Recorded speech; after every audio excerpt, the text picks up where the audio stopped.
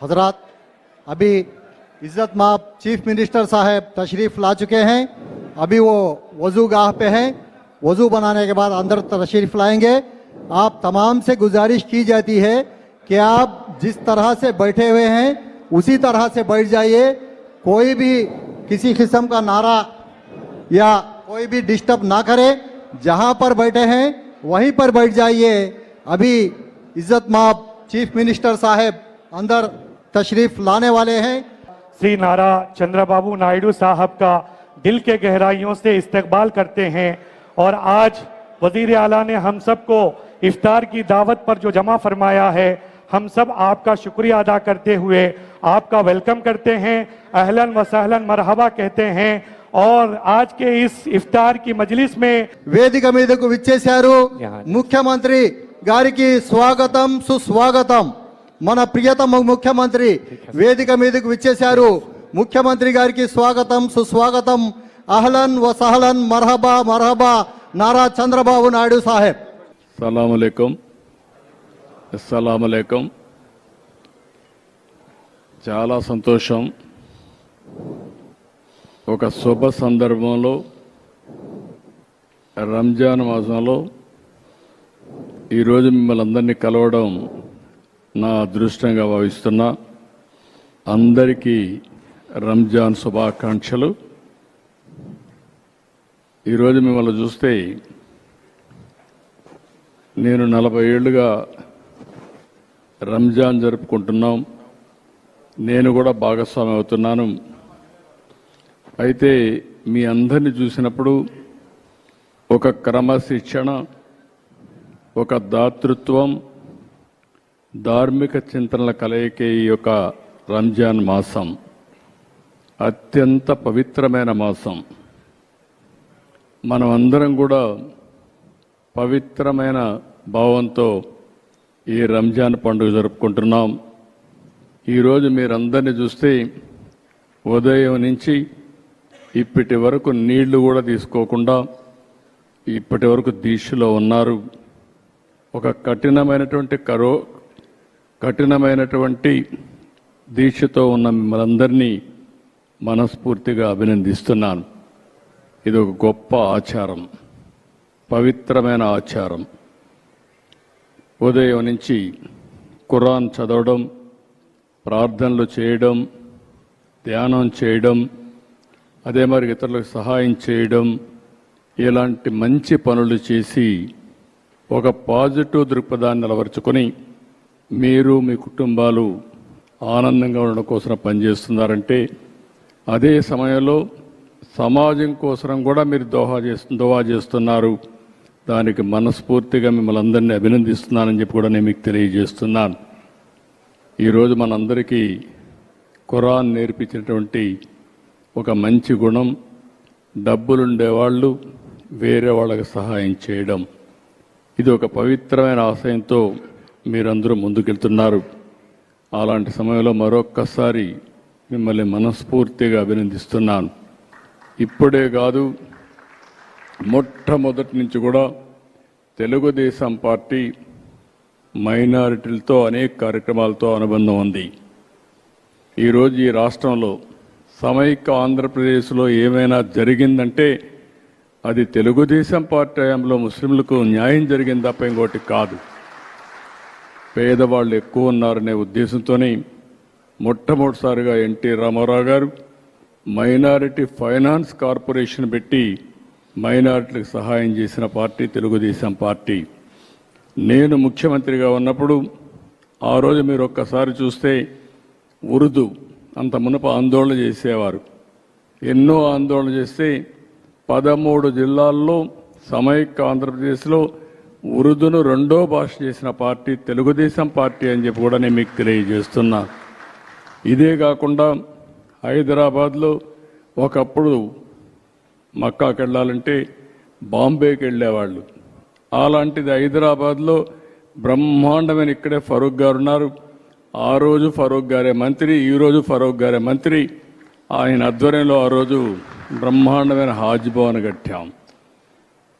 అదే మాదిరిగా ఏ ఆస్తులైతే వక్ఫ్ బోర్డు ఆస్తులు ఉన్నాయో అవన్నిటికీ ప్రత్యేకమైన కమిటీలు పెట్టి అవన్నీ కూడా పరిరక్షించిన పార్టీ తెలుగుదేశం పార్టీ అని చెప్పి కూడా నేను మీకు తెలియజేస్తున్నా. హైదరాబాద్లో ఉర్దూ యూనివర్సిటీ నేను ఉన్నప్పుడే తీసుకొచ్చాను. కర్నూలులో ఉర్దూ యూనివర్సిటీ నేనే తీసుకొచ్చాను. కడపలో మనం ఆజ్ హౌస్ కట్టాం. ఇక్కడ కూడా ఆజ్ హౌస్ ఫౌండేషన్ ఇస్తే వీళ్ళు వచ్చిన తర్వాత అది కూడా తీసేసే పరిస్థితికి వచ్చారు. రంజాన్ తోఫా ఇచ్చాం. అదే సమయంలో ఆడబిడ్డల కోసం ఆ రోజు 163 కోట్ల రూపాయలు ఖర్చు పెట్టి దుల్హాన్ ఇచ్చాం. ఇలాంటి 1-2 కార్యక్రమాలు కాదు, మొట్టమొదటిసారిగా మౌజములకి ఇమాములకి హాన్రోరియం ఇచ్చిన పార్టీ తెలుగుదేశం పార్టీ అని చెప్పి కూడా నేను మీకు తెలియజేస్తున్నా. ఈరోజు మళ్ళీ 5,000 రూపాయలకు పెంచాం, 10,000 రూపాయలకు పెంచాం. ఎవరైతే ఇమాములు ఉంటారో వాళ్ళు ఎలిజిబిలిటీ ఉంటే ప్రభుత్వ కాజీల కింద వాళ్ళు నియమించే పరిస్థితికి వచ్చాం. ఆర్థిక సహాయం చేశాం, అనేక కార్యక్రమాలతో ముందుకు పోయాం. ఈరోజు నేను ఒకటే మీకు తెలియజేస్తున్నా, ఈ సంవత్సరం బడ్జెట్లో మీరు ఒకసారి చూస్తే 5,000 కోట్ల రూపాయలు, 5,300 కోట్లు పెట్టాం. పోయిన సంవత్సరానికంటే 1,300 కోట్ల రూపాయలు ఎక్కువ పెట్టిన పార్టీ తెలుగుదేశం పార్టీ. అదే మాదిరిగా జీవో నెంబర్ 43 తీసుకొచ్చి వక్ఫ్ బోర్డుని లేనిపోని కాంట్రవర్సీలో పడేసే పరిస్థితికి వచ్చారు. దానివల్ల కోర్టు పోయి అసలు వక్ఫ్ బోర్డే పనిచేయకుండా ఉండే పరిస్థితి వస్తే ఈ ప్రభుత్వం వచ్చిన తర్వాత ఆ జీవోను రద్దు చేసి మళ్ళీ అందరితో వక్ఫ్ బోర్డు కాన్స్టిట్యూట్ చేశాం. ఆస్తులు కాపాడతాం. ఒకటే హామీ ఇస్తున్నా, మత సామరస్యాన్ని కాపాడమే కాకుండా మిమ్మల్ని అన్ని విధాలా పైకి తీసుకొచ్చే బాధ్యత తెలుగుదేశం పార్టీ తీసుకుంటామని కూడా మీ అందరికీ హామీ ఇస్తున్నాను. ఈ పవిత్రమైన మాసంలో మీరందరూ కూడా మీరు సంపాదించుకున్న డబ్బుల్లో కొంత ఖర్చు పెడతా ఉంటారు పేదల కోసం. ప్రత్యేకంగా జకాత్ అనే కార్యక్రమం పెట్టుకొని ఈ జకాత్తో పేదలకు సహాయం చేసే గుణం ఉండే కమ్యూనిటీ ఈ ముస్లిం సోదరమండలి అని చెప్పి కూడా నేను మీకు తెలియజేస్తున్నాను. నేను అందుకే ఈ పవిత్రమైన మాసంలో నేను ఒక కార్యక్రమానికి శ్రీకారం చుట్టాను. జీరో పావర్టీ P4 కార్యక్రమం. ఆ కార్యక్రమం ప్రకారం మీరు ఒకసారి ఆలోచిస్తే డబ్బులుండే టాప్ 10%, డబ్బులు లేని కింద నుండే 20%కి పూర్తిగా సహకరించాలనే నినాదంతో ముందుకు పోతున్నాను. దానికి పేరు కూడా పెట్టాను, మార్గదర్శి బంగారు కుటుంబం. ఎవరైతే సహాయం చేస్తారో వాళ్ళని మార్గదర్శిగా పేరుతో పిలుస్తాం. ఏ కుటుంబానికైతే సహకారం అందిస్తామో బంగారు కుటుంబం అనే పేరు పెట్టి నేను ఒకటే ఆలోచిస్తున్నా. ఈరోజు ప్రభుత్వ విధానాల వల్ల P3 ఉంది. అంటే ఈరోజు మీరు ఒకసారి చూస్తే ప్రభుత్వం ప్రైవేట్ భాగస్వామ్యంతో ఆస్తులన్నీ వస్తున్నాయి. ఒక రోడ్డు, ఒక టెలికమ్యూనికేషన్, లేకుంటే ఒక పవర్ ప్రాజెక్టు, ఇవన్నీ వస్తే మనకు వస్తువులు వస్తున్నాయి. కొంతమంది కోట్ల రూపాయలు సంపాదిస్తున్నారు. ఇంకా పేదవాళ్ళు ఉన్నారు. 3 పూట్ల సరైన తిండి లేకుండా, పిల్లలకు సరైన చదువు లేకుండా, ఆర్థిక అసమానతలతో జీవన ప్రమాణాలు కూడా సరిగా లేని పరిస్థితి ఉంది. అందుకే నా జీవితంలో ఒకటే ఆలోచించాను, పేదవాళ్లతో నేను ఉండాలనేది నా జీవిత ఆశయంగా ఎంపిక చేసుకున్నా. అందుకనే మీరు చూసినప్పుడు జీరో పావర్టీ P4 అన్నాను. 100% పేదరికం నుంచి పేదవాళ్ళని పైకి తెచ్చే కార్యక్రమానికి శ్రీకారం చుడతాను. ఈ సంవత్సరమే 30వ తారీఖున ఈ కార్యక్రమాన్ని శ్రీకారం చుట్టి ముస్లిం సోదరులు ఎవరు పేదవాళ్ళున్నా వాళ్ళని అన్ని విధాలా పైకి తీసుకొచ్చే బాధ్యత ఈ ప్రభుత్వం నేను తీసుకుంటామని చెప్పి కూడా నేను మీకు తెలియజేస్తున్నా. ఈ రంజాన్ మాసంలో మీరు కూడా దువా చేయండి. మన అందరం కూడా బాగుండాలి, అందరం కూడా ఆర్థికంగా పైకి రావాలి.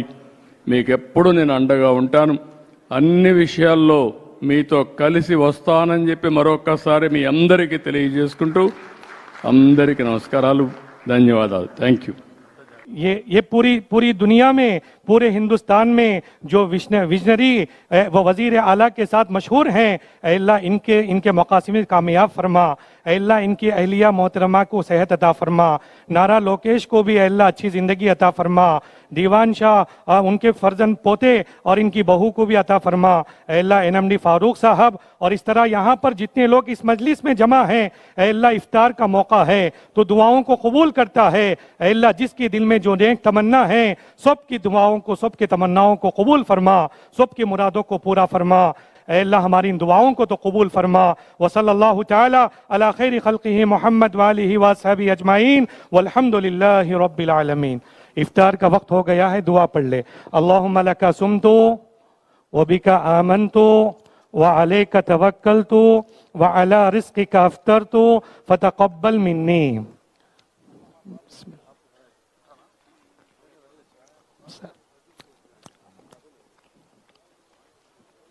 सब इफ्तार कर ले।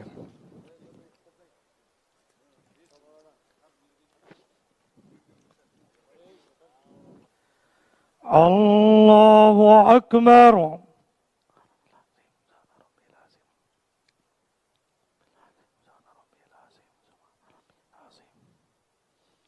समी अल्लाहु लिमन हमीदा। अल्लाहु अकबर।